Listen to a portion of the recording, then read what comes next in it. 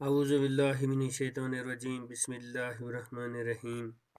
Dear students of class 7th, Assalamu alaikum wa rahmatullahi wa barakatuh. Dear students, today we are going to learn question number 1 of exercise number 2.2, which is on page number 41. So please open your mathematics book and go on exercise number 2.2 and see question number 1 carefully and keenly. Question number 1. Which of the drawings A to D show? प्यारे तुलबा व तालिबात, question number 1 exercise number 2.2, which of the drawings A to D show? Question number 1 में हमें ये बताया गया है कि नीचे A1 A B C D 4 शक्लें बनाई गई हैं। ये हमें क्या दिखाती हैं, हमको ये बताना है।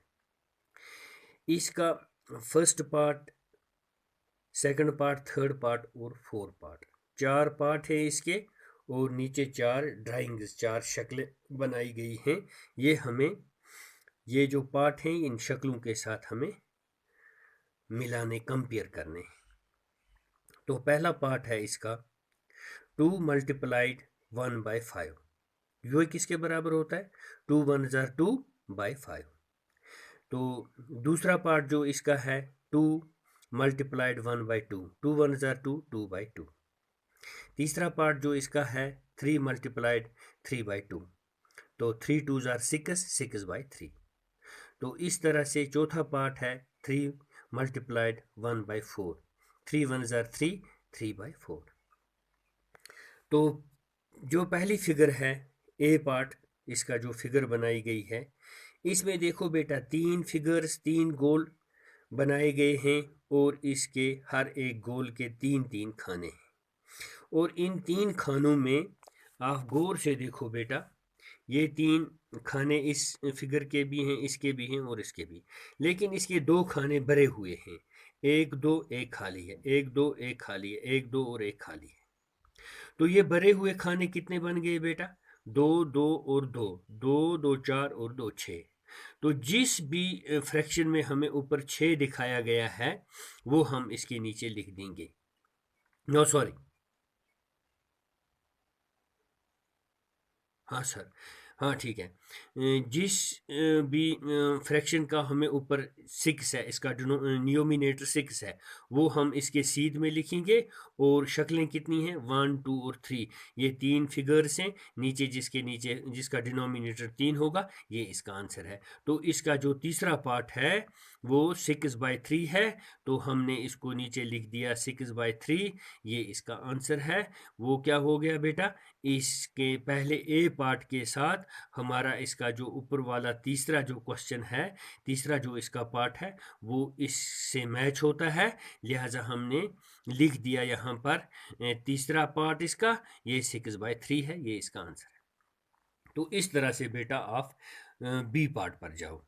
बी पार्ट में हमें 2 फिगर्स, 2 शक्लें बनाई गई हैं और हर एक फिगर की 2-2 डब्बे हैं।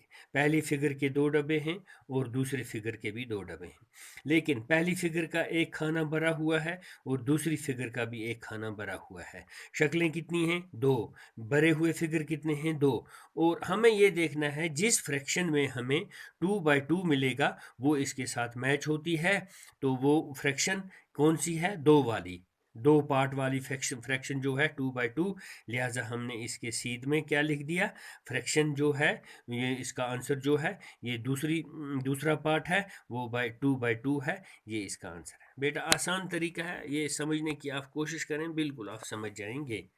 देखो बेटा, तीसरी जो फिगर बनाई गई है तीसरी पार्ट में, सी पार्ट में, ये 3 फिगर्स हैं। ये देखो 3 फिगर्स हैं, एक फिगर, दूसरी और तीसरी फिगर।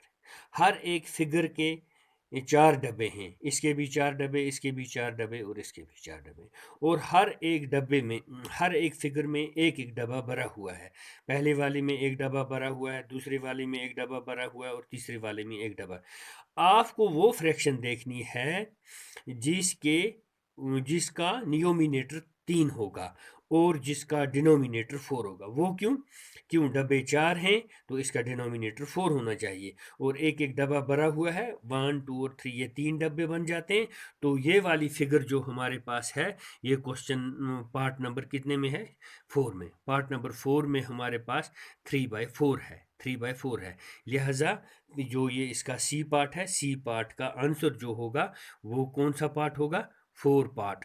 तो उसका 3/4 है, ये इसका आंसर है। ये इसके साथ इस सी फिगर जो है, सी फिगर्स 3 जो है, इसके साथ मैच कौन सा करता है? Part number 4। इस तरह से हमारे पास बेटा ये डी पार्ट है।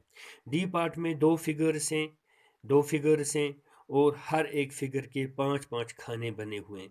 पहली में 5 और दूसरी में 5 खाने।